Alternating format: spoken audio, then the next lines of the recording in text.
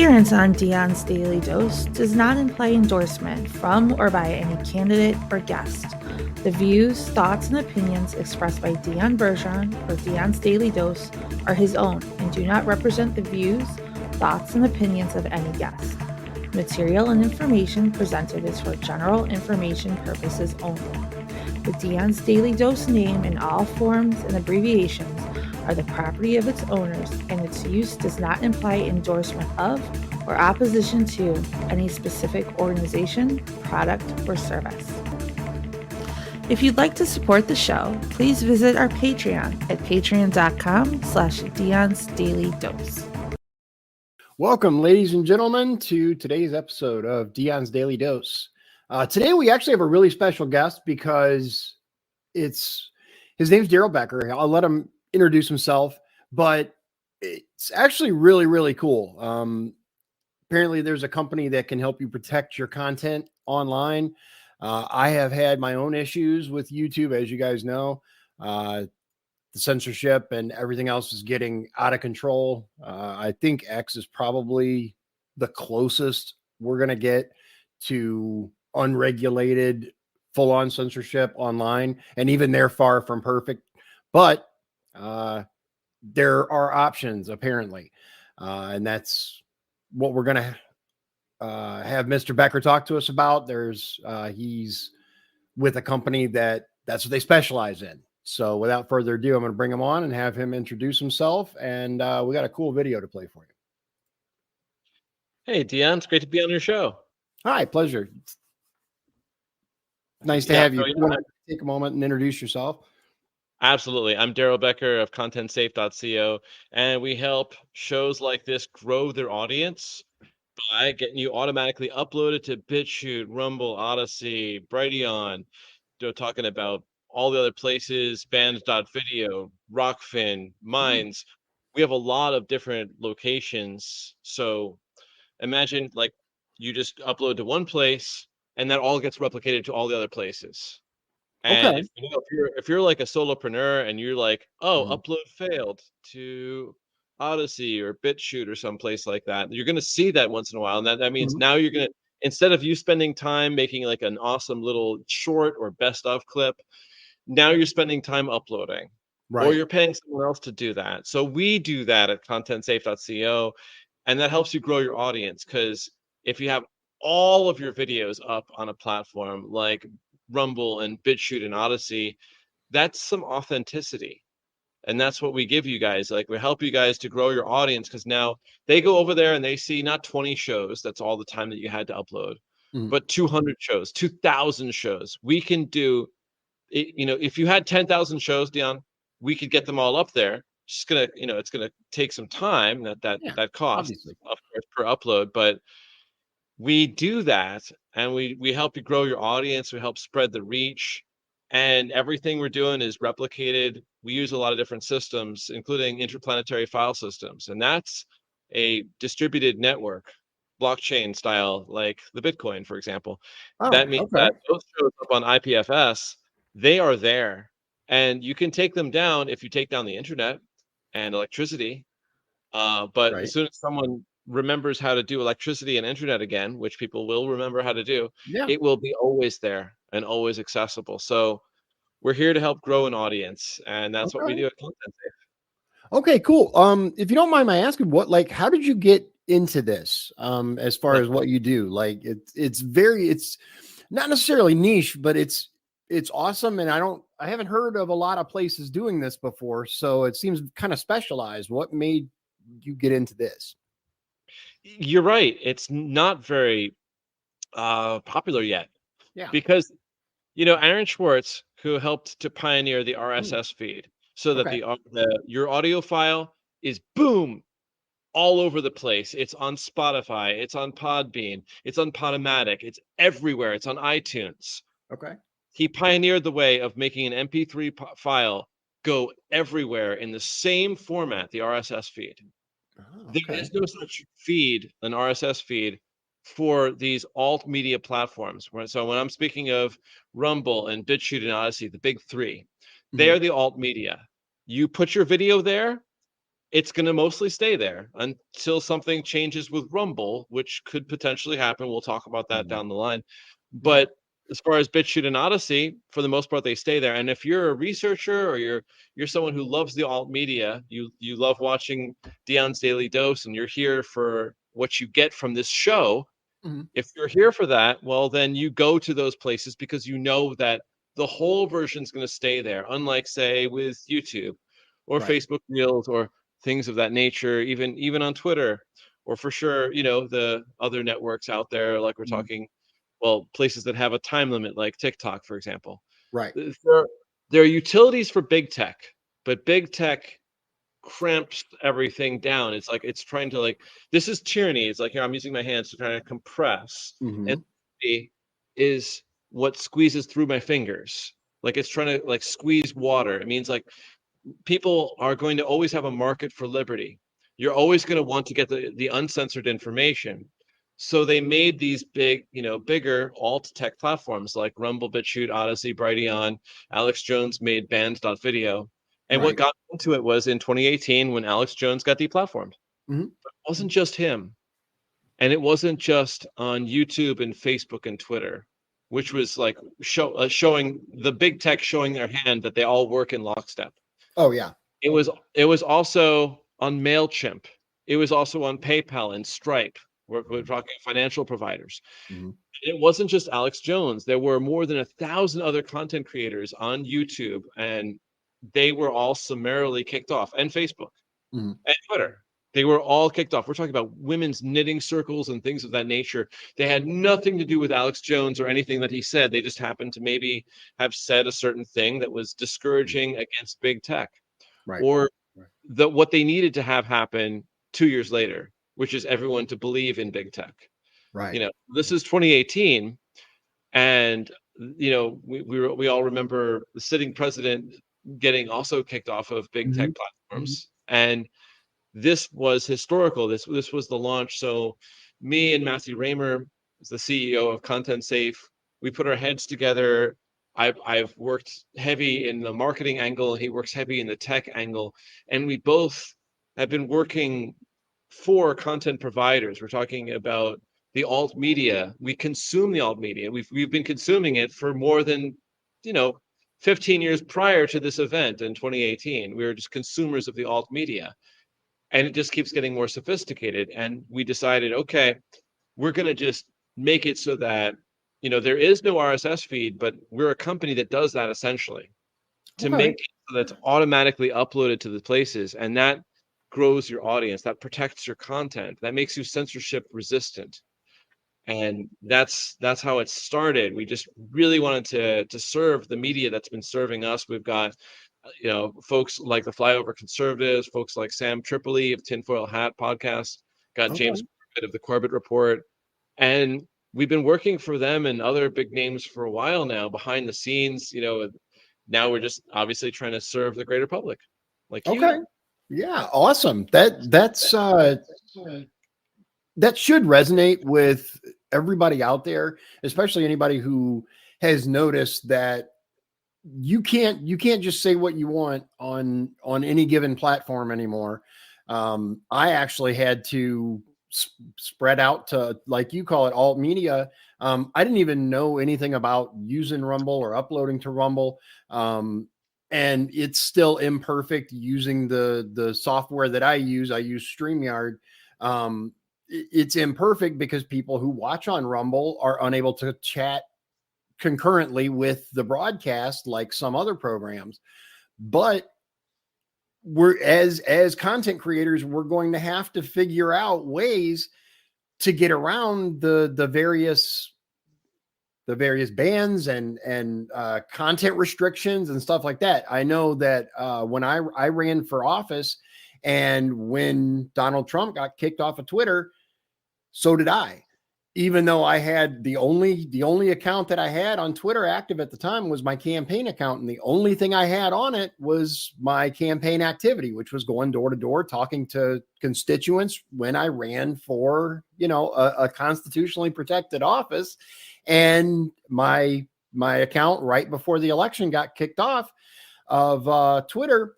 So we see it all over.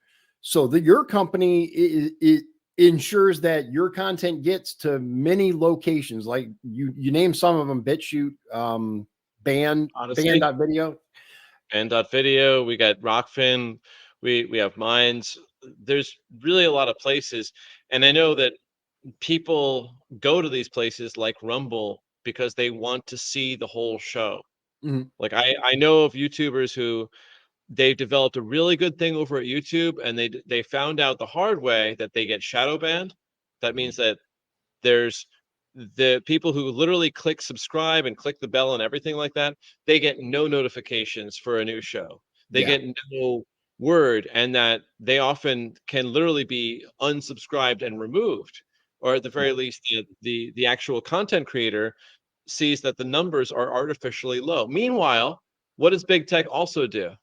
Well, they also just take the numbers for CNN and MSNBC on YouTube, and they artificially pump those numbers up, because that's what they get to do. They all work in lockstep. And at this point, only an old person, we're talking someone who doesn't understand how to use a computer. They're like, old man yells at Bitcoin. They're just too old. They're too old for understanding that what they were taking in, the silent generation, the baby boomers, what they were taking in media wise from the Washington Post, the New York Times, from the big networks that were on their TV, is propaganda. It is Edward Bernays style perception management. Yep. And the younger people, and like here I am dating myself, I'm born 1972. So people my age younger, if we want some media, we go and find the media that we want. And that's why you're watching Dion's Daily Dose right now, is because you found the media that you want and you're watching it. Right. And I get hired to show up and try to make it entertaining in my version of that. That's what this is about. But if you are passively taking in from, like, brought to you by Pfizer, well, that's going to be a whole different subject. And those are for old people. So the old people are dying, and slowly they're going to go away. And the younger people, they already know this, and they already are going onto these big platforms that I still am going to call alt media, because it is alternative to big tech. Right. Yeah, and I think YouTube is starting to recognize that they messed up, because I don't know if you saw recent numbers, but YouTube views are way down, or just across the board, and as you call it, alt media views are way up. They basically took something that was a phenomenal idea and a phenomenal platform and politicized it. Shows who gets to do what when, and their business model is suffering for it. Whether that matters to them or not, I think their goals are a little beyond profit, personally. But there are other. I suspect it's perception management. Yeah. And again, if you're so old that YouTube is what you think of when you go to find videos, well, I mean, it's great to go there when I'm trying to learn something about my table saw. And it's awesome for that utility. I can go there, and those things are not censored for now. And I don't have to go to, Rumble to go find a table saw video. Right. But at least one thing I can count on is that if I do go to Rumble and the table saw video is there, it will probably stay there. Whereas when I go to YouTube, like links that were active 10 years ago, there's just no guarantee that those links are active, that there's so much that's removed. So really, big tech is about perception management. And that brings me to the idea of, like, hey, so like you grew this whole Dion's Daily Dose over on YouTube, right? You started there? Well, yeah, initially it was a combination of Facebook and YouTube. When I first kind of got into, because the whole channel evolved from, I ran for U.S. Congress, and at the time, COVID happened. We couldn't do traditional door to door and meeting in large gatherings because everything shut down. It was at the very beginning of the 14 days, or 50, whatever. That turned into years, but the initial lockdown phase. So we're like, okay, what do we do? And a really good friend of mine was like, dude, you're totally starting a podcast. And I'm like, I have no idea what I'm doing with that. And he's like, it's okay. It's okay. I know just enough to get you started. So that's kind of where it started. And at the time, Facebook and YouTube were that's what he knew. And then Twitter, original Twitter, pre-purge, we were able to do that once I discovered, because initially all I did was literally do a Facebook Live, and then we figured out that there was software out there such as Restream, such as StreamYard, such as OBS that allows you to do different destinations at once. So at that point, it went from just like a single destination to multiple platforms at once. And even like as the campaign went and went away, I had a lot of people that were like, sorry it didn't work out, but I really want you to keep doing the show because I love the show. And we kind of went from there. It developed its own brand. It developed its own kind of entity, its own identity.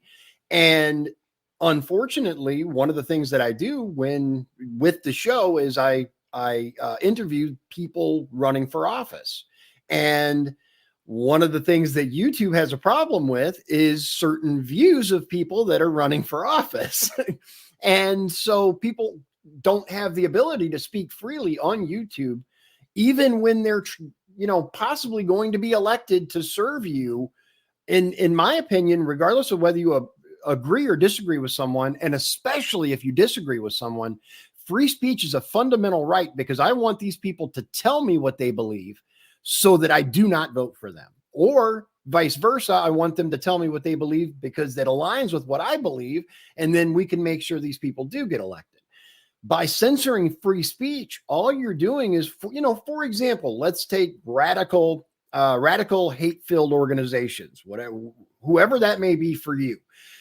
Don't you want to know that a person is a member of or believes in radical hate speech, which isn't, it's a ridiculous term, but in certain things that you detest?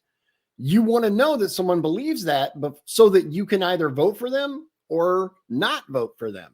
So by restricting free speech, we're making sure that you don't know what this person really believes. They just have a series of politically correct talking points that they can touch on.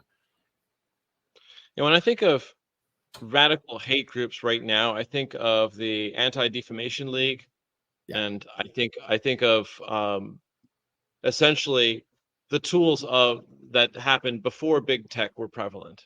The lobbying that happens to create legislation that literally disenfranchises and reduces liberty for Americans in general, and in the other communist countries around the world. And I call them communist because it's pretty much America, where you have the traditions of the amendments, the first, second, third, etc. amendment, and other countries where you don't have those. Right. And that's why I'm living in an American zip code here in the Big Island of Hawaii. But I didn't understand how important it was to consider living in a red state where there's more liberty and freedom until the whole events of the whole scamdemic, or World War COVID, as I've often called it, because it was an economic war on a lot of people. They made some serious winners and losers. They moved, just decimated like hundreds of thousands of personal businesses and incomes. And destroyed the lives of many, many people, as well as poisoning people worldwide, which is another thing. And then on the flip side of that, they moved the money over to the big banks and to some of the largest corporations ever. And that was very tactical. And warfare is about being tactical and effective and opening up markets. And that's what warfare has always been about and always will be about. So it was effectively a war, though it was fought asymmetrically in a way that all of us, including myself, were just not really intellectually prepped for in advance. And it took me a long time to learn this one. I think that, like there's things of medical misinformation that a lot of our clients suffer from getting labeled as. And this is why, we understand that there's shorts that you need to run on the big tech platforms like YouTube and Twitter and Facebook. And we got systems that essentially will run through the transcript of your short and catch all the words, and then just say maybe give you a flag to say, okay, this probably could be flagged as medical misinformation. Oh, So nice. consider putting a beep right here or just censoring this one word. It'll probably go through, and that catches you some views. Then send the audience over, of course, to the uncensored platforms. Oh, And okay. that's our risk management system at ContentSafe. And so, you know, in No, the end of it all, that's awesome. Yeah. you see like the point, right? The point is to get Yeah. information out there. That's your job, right? Mhm. And you're helping people getting accurate information on, in some cases, candidates and what they stand for and what they believe, and in other cases, just news events, right? That's Right. is that the point?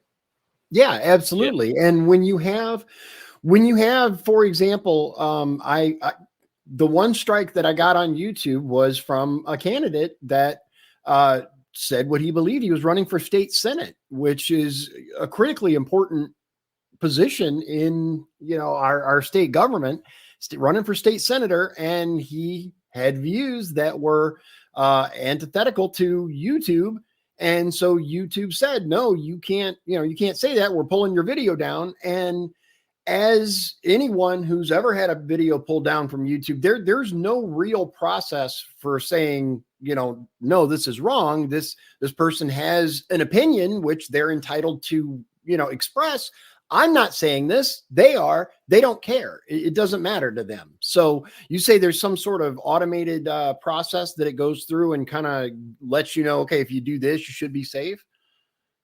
We got a risk management system, so we can run Okay. through it. Just we can produce transcripts, but part of the transcript process, it means that we could just have the AI run through the transcript, and it doesn't take long to generate a list of words and terms to look for. And from Okay. there, they just get flagged, and that's as simple as that. Now, obviously, you could, if you wanted to pay some developers, you could do this too. You could invent essentially content safe and market it right there. Right. Or you could hire us. That's Right. another way of doing it. Yeah, But we far are cheaper. pioneers in this. Yeah, it actually is cheaper to hire us than it is to hire developers to build our company. That's the way it works right now. But yeah, in the end of it all, we're interested in serving the actual clients like you because we want to grow your audience. And part of that is to understand, well, what is it that you give your audience? Like like I love to some of the big names that we're working for, Mhm. they make money. This is not just a labor of love. They Right. make money with goods and services. Sometimes it's ad revenue, and that's great. They run some ad spots, like obviously Sam Tripoli at the Tinfoil Hat podcast. He does some really creative spots for his clients, like as far as like the sponsors for the show, and they're hilarious. And I think that that's awesome. I think other people, I love the premium freemium model where the first hour is free and the second hour you pay for. That's for the people who support the show. And Yeah. that's Greg Carlwood at the Higher Side Chats. Highly recommend that show. It's brilliant. There's a Okay. lot of people out there who have different models. They goods and services that are specific to you or even just like adjacent to you. So like what is Dion's Daily Dose? What goods and services do you offer your audience? How do you help Oh, them? well, yeah, nothing. So Nothing. no, nothing, just me. No, when I first started, the entire point was so that I could spend time talking to people so they could get to know me and decide whether to vote for me. That was the whole point. And then it kind of grew to, okay, well, I'm going to present, you know, what's happening, because one of the things that we've seen is the full censorship of real news. And even if you do hear about it, as you've noticed from, you know, mainstream sources, especially, you're going to get their slant on it. So there's no, you know, there's no unbiased source. And even if you can find it, you're only going to get half the story. So, okay, let me present this as well. And then over time, it kind of grew to, okay, let's have conversations with other people that are running for office and see what they stand for and who they really are. And then we're kind of where we are today, which is just, I try to present what I find interesting. I try to keep people up to date on real news, and I don't have any sponsors. I don't sell anything. I don't do, you know, any of that myself. But I do have people on like you that are involved with companies that I think can help the people who watch my show. Perfect. And the next step I would recommend is just picking a method to let your audience show how much they love you by, doing the thing of shut up and take my money, Dion, which means like you have a way to accept their money Right. for you already understand. You get really in touch with how you make their life more wonderful. How do you help make their life better? And right now that could be as simple as you're keeping them informed with companies like ContentSafe.co or a specific candidate. You're keeping them informed of events, looking through the lens of maybe evidence that might not be so available on mainstream media. So you're making it more available by putting it out there in places where people don't have access to it. Then you can understand, okay, so pick a method of doing it. I would probably choose for you, like make a freemium model. The premium, the freemium model, freemium, that's the free part, like the first hour with me, Darrell, Becker, Dion, discussing all kinds of stuff. Second hour, we go into the saucy stuff where, by the way, I'm a holistic healthcare professional. I've been in this 26 years, and I didn't start reading virology papers until about 4 years ago when a certain event happened. Yeah. And have you ever heard about that kind of stuff? Have you ever read a virology paper? Have you ever looked into virology and what constitutes that so-called science? Have you looked into it? A And the little, answer for not as much as I should. most people is like, no, they have not read a virology paper. And most people have not looked into critique of scanning electron microscopy and what it does, or the lack of controls, like an experiment where you have like, if you're saying like you found a pathogen in this sick animal or human, well, now you need to do the same experiment in a control way with a so-called healthy animal or human. Right. And imagine an entire science called virology where there's a lack of controls. And that goes for all of contagious disease, so-called contagious disease. So there's an entire field of medicine that is dissident to what is the mainstream.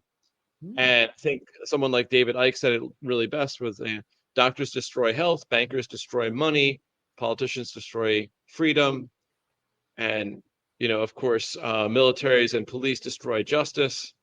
This is what is going on right there. That they're literally there's the front version and there's the behind version. So you can choose to do this, but I'm just saying, like, make a way of making money. I keep saying this on every show I'm on because for some reason I get booked on all the shows that are just not making money. And we're like, okay, like this is cool. I love being on your show. I watched some stuff ahead of time just to prep for this.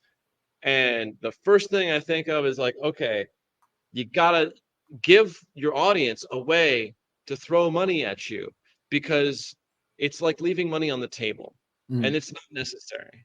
And it's like changing your mindset to say, first of all, what you do is valuable. Believe in yourself. And then second, find what it is that your audience loves and likes and doesn't love and doesn't like. And that's actually communicating to them. They're going to like, in the chat, they're going to say stuff. And it's a good thing you got Restream. That's what we're using here. No, it's StreamYard. Yeah, like it gives you a way of connecting to your audience. And there's other ways too, like, where you have an email and people might even email you periodically or reach out on those social networks. But like you find out like who are your diehard fans, and that gives you a vision for where to move forward, like whether it's with sponsors or affiliate programs or with the free version of the first hour and the paid version the second hour. And you'd be surprised at how many people want to pay for that second hour. They want to hear what does Darrell have to say about virology, and what qualifies him anyway to say something like that. Isn't he some businessman who's got a content distribution company? And that is true. That is true. I do have that. But for 26 years, I've been in holistic healthcare, and I spent my time reading some of the papers 4 years ago when I had to audit my conclusions. I did a mea culpa on my own show, Not Medical Advice, where I could say, I got it wrong. There actually isn't any evidence that pathogens of the bacteria form or smaller so-called viruses actually are communicable and cause disease. It doesn't work that way. It works along completely other means of deficiency and toxicity and frequency.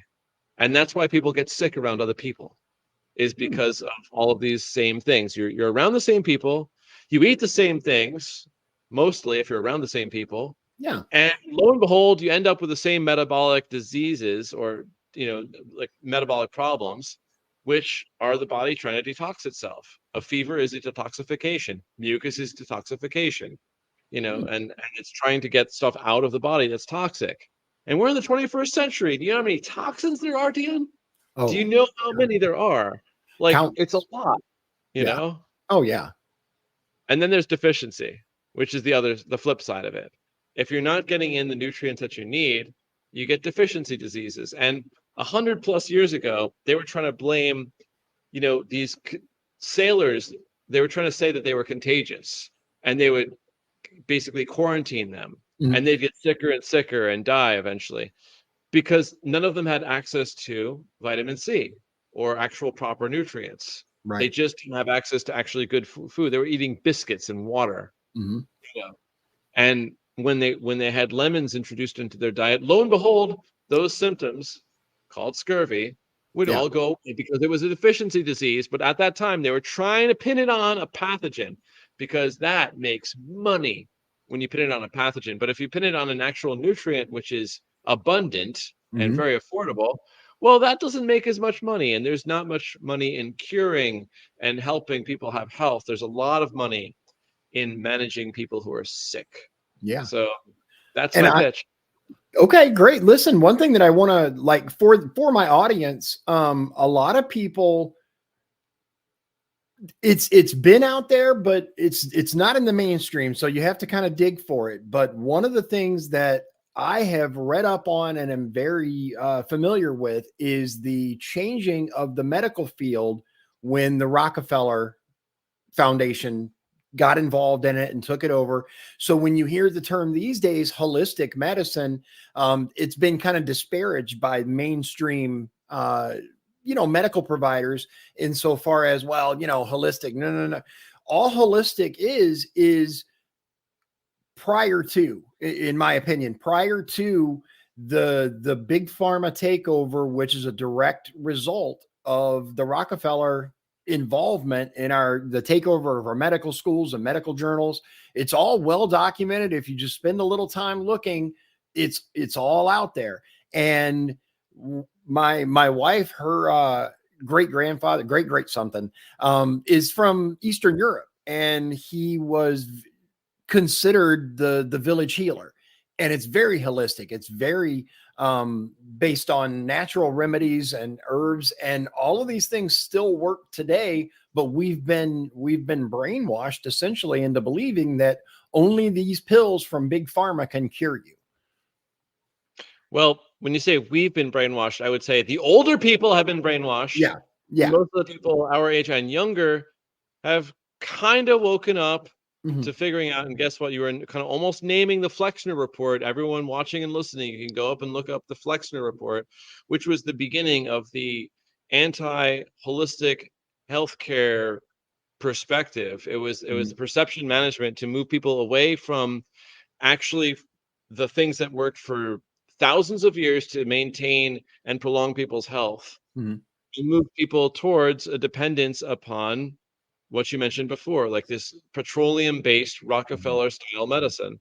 Yeah. And that is established. And it doesn't take much to, put a few brain cells together and actually research that and think about it. But, and for the people who are too old to put brain cells together in that kind of way, I like to say my message is not for them. My message is for people who are young at heart and young of mind, and preferably young of body too.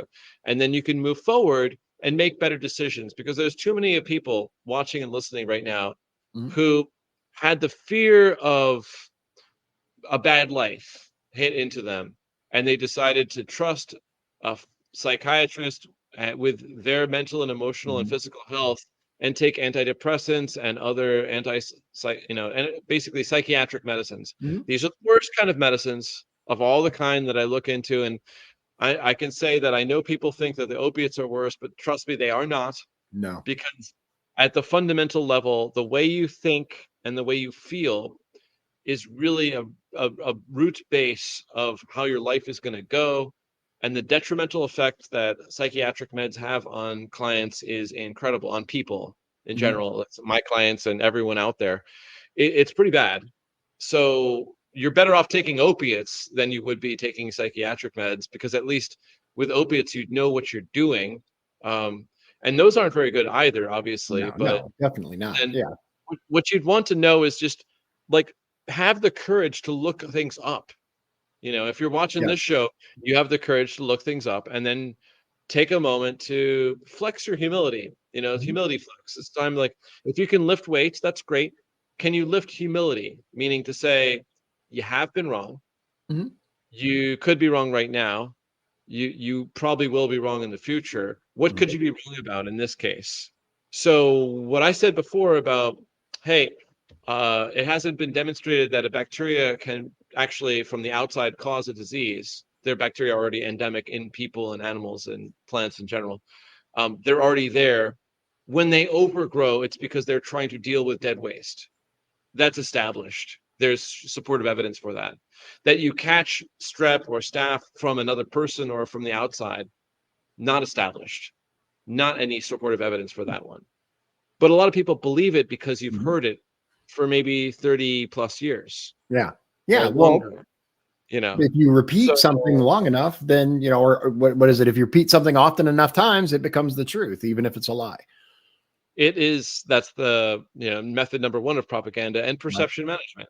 So step one would be like, okay, so I could be wrong about that conclusion because I audited it 4 years ago or approximately. And I might audit it again and find out actually communicable disease through pathogens is possible. Here's some evidence for it. But right now I have no evidence for it. All I have evidence for is that there's two things that cause all of what is called disease. And there are deficiencies in nutrients that are needed, the vitamins and minerals, the actual nutrients that are needed, the substances that actually produce life, including water, and toxicity. We got the 21st century toxins, the plethora of toxins. And if you're shopping in the middle of a supermarket, you're taking in toxins. If you're on the outside, you're probably still taking in toxins because, your produce is not all perfect in there. If you're going to a farmer's market and you know the farmer and you know that it's all being, like they don't even care about organic certification. They just basically like to produce quality food with no toxins on it.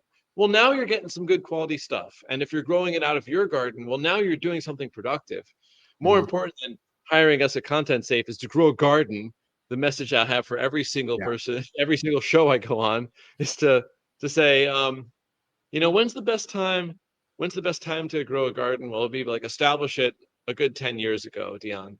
But the next best time is today. Yeah, today. And it's like the best time to start mining and investing in Bitcoin. Well, that was 15 years ago, Dion. That was 15 years ago. But the next best time is today. We're in the bull market. Phase 2 bull market, it's going up. And, right now, like put a QR code of your Bitcoin wallet. Let's have some of these people here who are watching send some Satoshis to you, send little units of value. And there's the cool thing like that. You can't stop that. Okay. Now, what you can do, of course, is like, as I've had a friend go through divorce a couple of years ago, and the judge froze his bank accounts because they were in both of their names. So no one gets to touch the money. And so there's a bunch of money all held up. But what happens with something like Bitcoin is no judge, no government, no bank, no nothing can ever stop Bitcoin and many other cryptocurrencies from moving from one wallet to another. It just moves. No one can stop it. It doesn't work that way. Right. And when I mentioned before, old man yells at Bitcoin because he doesn't understand. You don't have to be an old man or an old woman. Be young and understand investing. And those who understand these turbulent times, you can take advantage of the turbulent times to invest. And that includes investing in this show. So message is for people to throw units of value at you somehow. Right. And you know what? You echo something that a good friend of mine has been saying for quite some time is I got, a lot of us here, especially in what I call the truther movement, or the people who pride themselves, because I pride myself on making sure that that any information that I present is true to the best of my knowledge. I try to research it. I try to make sure that I don't tell people falsehoods. And if I do get something wrong, then I'll come back and say, hey, look, on this such and such, I was wrong. I discovered that this, particular story was just satire or whatever. And he's like, he was throwing around ideas for ways to monetize. And one of the things that in the community that I'm a part of, people are afraid of making money because of the label of patriot, right? P-A-Y, patriot. And I think that there's a big difference, and I've talked about this before a little. There's a big difference between offering people an opportunity to support you and locking particular things behind a paywall. If it's regular content that that should be available, and you believe in your heart should be available to everyone, there's nothing wrong with offering that for free. Just like there's nothing wrong, in my opinion, there's absolutely nothing wrong with selling merch. If people want to buy merch, they can. They don't have to. It's not a requirement. On the other hand, there's, again, this, for those of you who may not know, I spend money every month to be able to use StreamYard, and it's not a small amount. It's a decent amount of money. Put it this way, it's well over $50. I spend that every single month in order to be able to stream to different platforms and provide you with stuff. I don't sell anything. I don't run ads. I don't make any of that money back. Obviously, internet, I've done some upgrades on my computer. All this stuff costs money. There's no reason not to offer a way, I guess, for people to support me. And when I was running for office, it made sense because people donated to my campaign. But now it's it's a very different thing. So I understand what you're saying. And I think in the community that I'm a part of, we need to get past that whole patriot label, because there's a difference between locking content behind "you will pay me," like the super secret knowledge. That's a big thing, is, if you sign up for my elite tier, then, I'll share these so-called classified documents. That's a big turnoff for a lot of people. But there's nothing wrong with offering people a completely, completely optional way to support you. So I see what you're saying, and I think you're right. I'm going to have to push back a little bit and say, okay, you put money into StreamYard and put your time and sweat equity into this show. And if you want to charge for another extra hour of us talking, or when you have a special guest on talking, and you want them to pay for that, that's on them to pay for that. No one deserves anything. No one deserves anything. Deserve is like one of the worst words in the English language. You can desire things, and now it's up to you to acquire what you desire, or you fail to acquire what you desire. You want to desire to have like the extra hour of the show? Well, just put the money out and pay for it. What is it, $8 a month on Patreon or whatever it is? Like wherever you Subscribestar, whatever system that you want to run. Yeah. There's many different systems to run, but like this man is paying for StreamYard. I mean, soon enough, obviously with ContentSafe, we're definitely trying to replace StreamYard. Okay. Because you guys, I love StreamYard. I love for what it does, making it like streamable links and stuff like that. Not going to enough places by my metrics. Right. Okay? I do agree with that. Going to enough places. Okay. Yeah. Well, let me ask you. Go there because they're big tech. They're not going to go to those other places, and they don't want to go there. And there's a reason for that.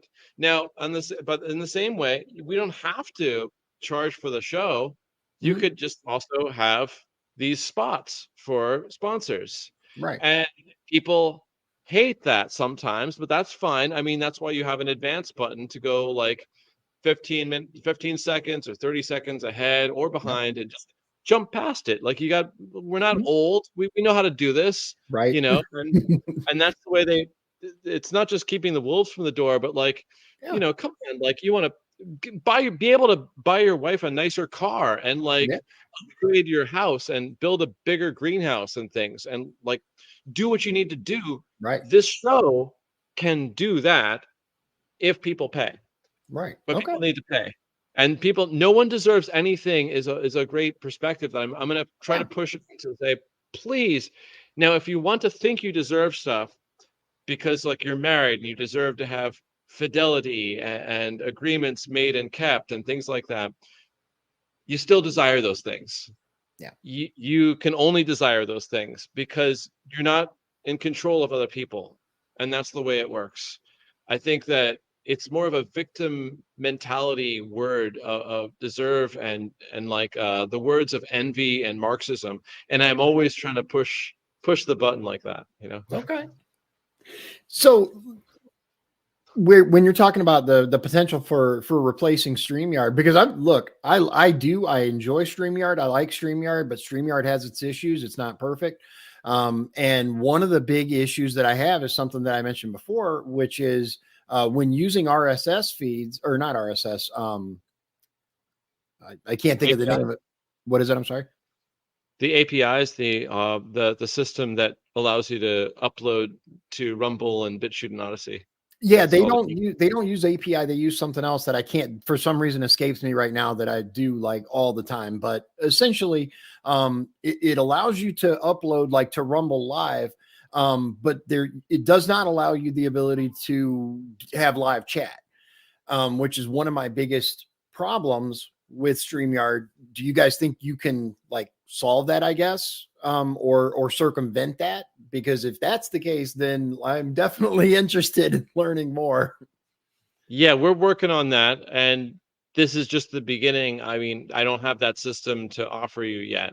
Okay. I'll Though definitely keep an eye on I know that you're not the only one to ask for it.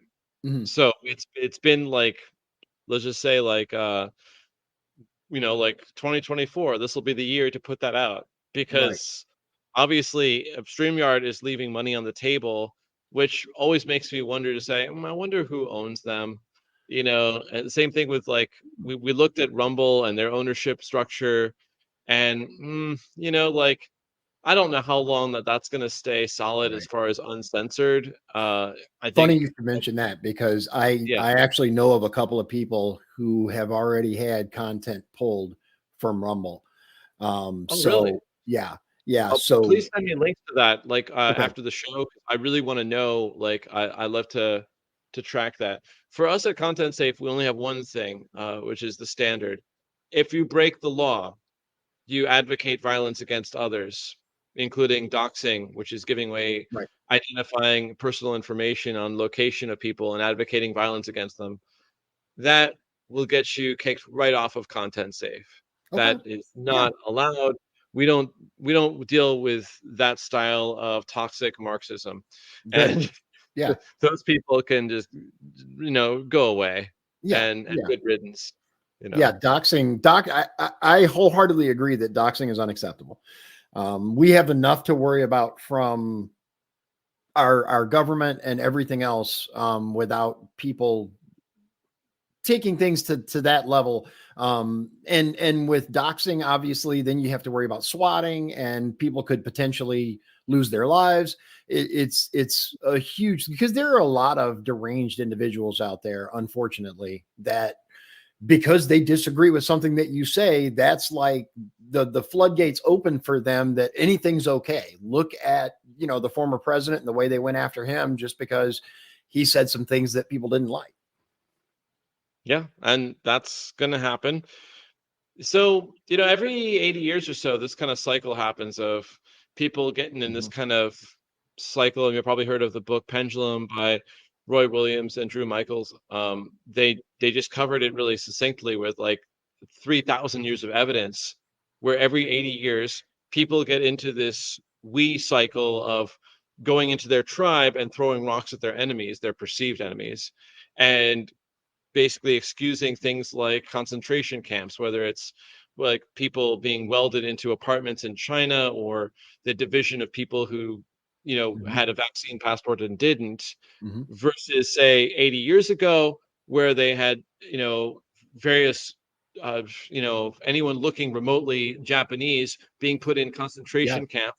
And Yep. in Europe, anyone coming from like whether some Jewish background Mm-hmm. or being a Roma, gypsies, so-called, being put into concentration camps for the safety of everyone because they were spreading typhus, Yeah. or like Yeah. that. And then, so the standard person just believes that at that time their tribe is just going to find a way to excuse inexcusable behavior. And that's going to happen on a cycle of every 80 years. People in marketing, it's me, are going to go with the flow of that wave. I'm not going to try to push against the wave. I'm going to ride the wave. This is the time where people love to gather together and joyfully celebrate their heroes and throw rocks at their enemies. And you do that, and people are like, shut up and take my money because you're saying exactly what I want to hear. And that's what people do every 80 years instead of, say, 40 years ago, where it's the me stage. Mm-hmm. And that we're all like, come on, it's just like individualism, like be yourself kind of thing. And Madonna and the Material Girl and shoulder pads and big hair. It was kind of a phony posing was the worst part of it, but there was a large percentage of people who would just let anyone be whatever. Right. And there was a freedom to that. Yep. And this is the opposite, where instead of letting people be whatever, they want to find ways to cling to a fear story and narrative that lets them hate. I'm sure you might have heard of the term mass formation psychosis. Mm-hmm. This term that got really popular a couple of years ago. Yeah. And yeah, that's a real deal thing where people get hooked into the fear. And instead of understanding that they just got manipulated, like Mark Twain would say, it's easier to fool a man than convince him he's been fooled. Absolutely. So, yeah, I got about 5 minutes before my next show that I go on, but like I'm at your disposal, Dion. Like you can ask me anything. All right, great. How about this? I will wait to play the video then until you have to leave, and then we'll let people see the video of your company, which is a really good video, by the way. And I am gonna actually look at it. I'm super excited though. If you guys can crack the code as far as being able to unlock live chat on Rumble and some of these other places, like definitely email me, write me, let me know, because that's my big thing. As a matter of fact, I'm not even streaming to Rumble right now because I forget, because one of the issues with StreamYard is I have to go in an hour before the show and put in the necessary information in order to stream to Rumble at all. And even when I do stream, it's convoluted. It's annoying. So I'm super excited that you guys are working on that. And if, like I said, once you unlock it, let me know, because I'm definitely going to want to change. You're going to get an email from me and Matt Raymer, the CEO of ContentSafe, and it'll just be an open discussion so we can just find out what you want to get done and see what we can do. Cause that's the idea, right? Like, I don't know technically what we can and can't do. Okay. Matt knows because he is also, the chief tech at ContentSafe. So he technically knows what we can do and what we soon will be able to do. So it comes down to that, just like making it accessible to you. That's what you want. Yeah, and, absolutely. You want the live chat. You want it like you go into your studio. You want to click, set, like begin recording and have it instantly going boom right over to all the places, including Rumble. And yeah. And I'm going to tell you something that is that would cause me, even if live chat wasn't enabled on Rumble, but something that would make me sign up right away. One of the reasons that I do live videos as opposed to pre-recorded is because StreamYard doesn't allow you to send to multiple locations at once to upload, unless you're doing a live. When you do a live, then you do live to multiple destinations. If you do a pre-recorded, you have to upload to each of these destinations individually, and you don't do it through StreamYard, you do it through the individual platforms. So if you can automate that and have it send it to all these other locations at once, sign a brother up. That's actually what we do right now is get the, okay.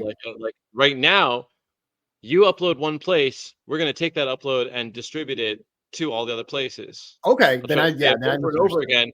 That's what we do at ContentSafe. Like, you just upload one time Okay. to one place. Your choice of location. You don't have to. I mean, we even provide a place where you could send it directly to us at ContentSafe. But most people, we keep, like, content creators. You love your schedule. You just keep doing what you do. So Right. you just upload to your same place. We grab that and distribute it to all the other places. Okay. And then when it comes to, you want to talk with us for real to get the authenticity, that's paying for all of your shows to be filled in, the whole library of all your shows into Okay. each platform.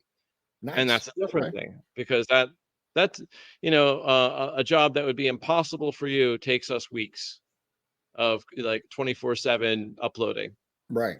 depending on how many shows there are. Like, how many shows you got, Dion? I hundreds and hundreds and hundreds. I did this every single night for 2 years. And then probably 4 to 5 out of 7 nights for another year and a half.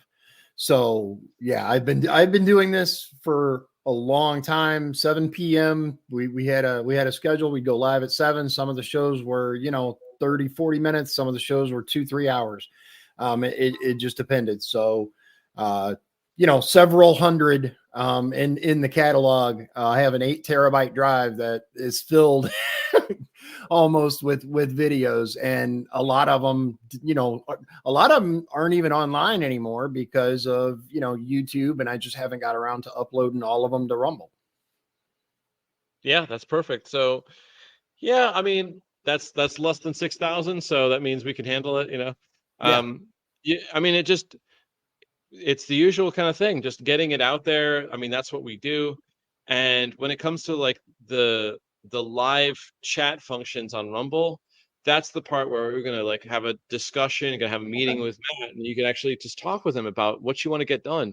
Because maybe what you want is, you want to get this done, and, like, in exchange for some content safe promotion, or maybe you're ready just to throw down, like, actual money to pay for us.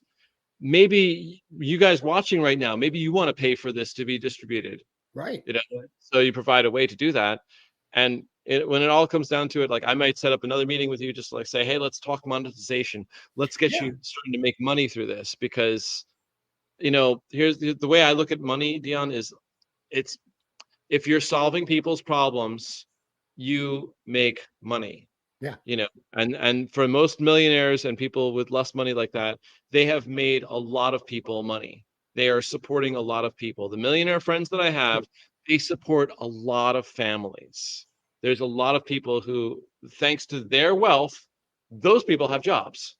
Those people are taking Mhm. home a nice salary. And the people who don't quite understand that are, unfortunately, commies, and they didn't get it. Right. The pain cells did not fire properly. They live in a pain story of lack and envy, Mhm. and stepping out of that. And also the word deserve, one Mhm. of my least favorite words right there. the Right. the reality, of course, is that people help each other and help themselves, and then things get better, and that's where it starts. Fair So enough. yeah, like, thank you so much for getting me on your show. It was really great, and I hope to Absolutely. come back and talk about other contentious topics. Yeah, we'd love to have you. I'd love to have you and hear more about your discoveries. And I'm going to check out. You said it's called Not Medical Advice, right? Yeah, Your not medical advice. I'm on Spotify, and I'll definitely email you a link to the show too. Perfect. Sounds good. Yeah. Appreciate you coming, and I hope that we can have you on again because I'd love to hear more. Thanks so much. Absolutely. All right, so that's Darrell Becker with ContentSafe. Now I have a video to play for you guys, which is really good, and I personally am super excited about looking into this. If you guys have content that you've had issues with in the past, because I've had my own problems with YouTube. And speaking of YouTube, the thing that I meant to mention earlier is the individual that got me the strike. Well, got me the strike. What he said got, YouTube said, no, that's not correct. He was actually proven correct with what he said, of course, because we know how that works. But let me show you this video. It's a minute and a half. Here we go.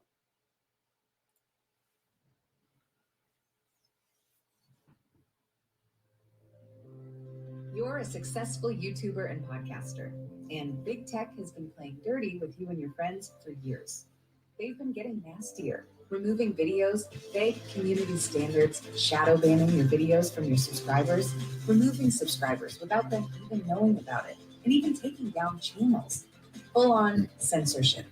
Is your media team working to stop all of that nastiness? Are they distributing your content on alternative platforms that are censorship resistant? Are they monitoring all of your videos, channels, and subscribers to make sure your videos stay where you put them? Are they making sure your subscriber growth is consistent? Are people looking for you able to see your notifications and find you when they search for you? Does your media team have a plan to repopulate your videos on alternative channels if and when YouTube takes them down? Dude, do you even have a media team? ContentSafe is your bodyguard that protects your work from the big tech giants who would rather see you silenced. ContentSafe will distribute, monitor, and repopulate your content for you. Let your media team focus on helping you make killer videos and podcasts, best stuff clips, and eye-popping graphics. Let ContentSafe handle the rest. Visit ContentSafe.co to learn how you can become censorship resistant and get your message out to the world.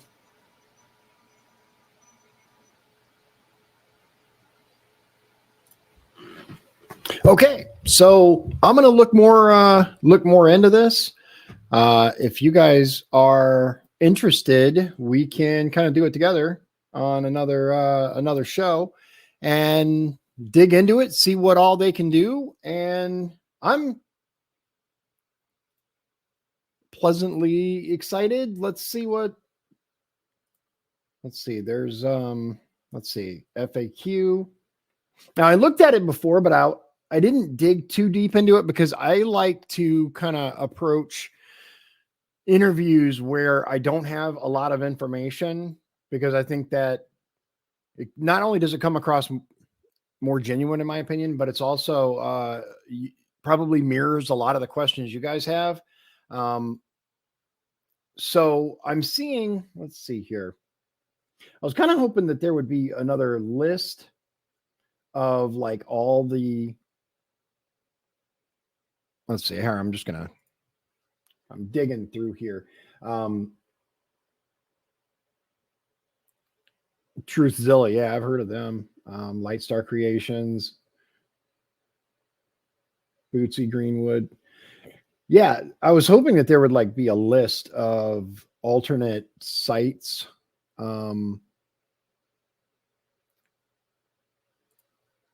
Let's see here.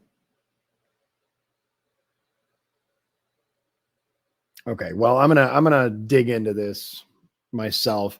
Hopefully, like, it would be so good if I could stream to Rumble and other places and actually have live chat work, because that's one of the issues that I've run across with StreamYard is I can live stream to Rumble, but it's only by using RTMP, I think it's called. I couldn't think of it before, but the RTMP feed. And when you do that, it doesn't enable live chat. Whereas with YouTube, Facebook, and X, allegedly, it's like logging into your account directly and utilizing it so you have the live chat there. That's why I use StreamYard. I don't know. We'll see. I'm definitely excited about like the potential here. You guys check them out. It's ContentSafe.co. Up at the top here, ContentSafe.co. Here's the homepage. This is what it should look like. Check them out, especially if you are a creator, podcaster. It sounds very interesting. Let's see. But if you guys have any questions that you would like, I guess, passed along to the team there, I'm looking forward to kind of seeing where they can go for my particular problems with StreamYard. There's nothing, I don't believe there's anything out there that's perfect, that's going to do exactly what we want, but at the same time, we can certainly we can certainly have a better example than we have currently. What do you guys think? So as far as the monetization, I'll again reiterate. I think that there's I guess a hesitation on the part of a lot of people in the so-called truther movement that is it okay to monetize? Is it okay to have ads? Is it okay to provide a way to support the channel? Is it this? Is it that? I don't know. I mean, a lot of the things that I've done, like I said, I pay for this every month. I pay for the upgrades in order to be able to do this. Quality camera equipment, lighting, quality computer equipment. All this is out of pocket. I bought all this stuff myself. I never asked you guys to pay for any of it. But at the same time, there should definitely be a way, in my opinion, for you guys to be able to support the channel if you want. I know some of the content creators that I watch, I don't begrudge them having a sponsor. I don't mind them, like selling something in the middle of it, because I can easily skip through that or grab a sandwich or whatever I'm going to do while they're doing their little spiel. And then they get paid. But at the same time, you got to be careful who you choose to support via that method, because my thing is, as long as they don't restrict me on what I can say, yeah, you guys let me know. Leave me some comments. Tell me what you think about monetization on the channel and the way that you would go about it if it was you. Would you just offer, like he said, a QR code where people could click? I don't think that's a bad idea, especially if it's, unobtrusive down in the corner, whatever. If it's something that would make you not watch, if the inclusion of a QR code for someone to click on or whatever would turn you off enough that you're like, yeah, I'm not even going to watch that anymore. Or if gatekeeping to the degree of, I guess paywalling is a better, instead of gatekeeping, paywalling something. I understand what he's saying about it. I don't necessarily agree, but I can see, here's the thing. I can see certain channels, and I never begrudge anyone's, right or ability to generate wealth. As long as it's not taking advantage of people, and that's not taking advantage of people. When you're, running scams on people and stuff like that, that's a completely different situation. I am never in favor of that. But I don't see, I mean, paywalling content. I considered starting a Patreon for a little bit. I was like, I could do exclusive videos. I could do this, I could do that. And I had one of my long time supporters was like, yeah, don't do that. And I was like, why not? He's like, well, he didn't like the idea of content being locked behind some sort of paywall. And I understand what he was saying, but at the same time, I have seen pretty successful channels that have utilized that, and it's worked for them. So I guess the real question is, because something that he mentioned that really got me thinking is economies, right? People who make money pay other people. And that's a good point, because there have been many improvements to the channel that I would have liked to have made via hiring others to do the content. I'm still learning graphics editing. I'm still learning video editing. It's a lot for one person to do.